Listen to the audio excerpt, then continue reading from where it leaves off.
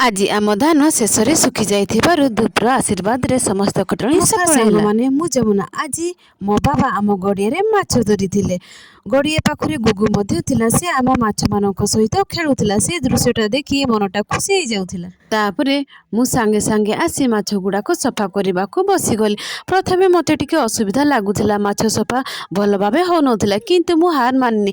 पुणी चेष्टा करिले एवं शेष रे सब माछ भल भाबे सफा हेई गला। माछ सफा हेबा परे मु गोबर देई भल भाबे लिपि देली। तापरे माछ धुआउथिबा बेले देखली गड़िया पाखरे गोटे छोट जियंता माछ रही जाइछि। सेटाकू देखि मते भारी दया लागिला। तेणु मु सेई माछ को गड़िया रे पकई देली। एपटे आम गाँर बहु जणे लुगा धोउथिला बेले आमे दुई जण गपसप करू करू समय केमती कटिगला जणा ही पड़िलानी। गप मध्यरे मो समस्त माछ धुआ काम शेष हो गला। सब काम सरीबा परे मु पुणी गले आम खला को, कारण धानटा पूरा सुखी जाइतिला। धान देखि मनटा खुशी हो गला।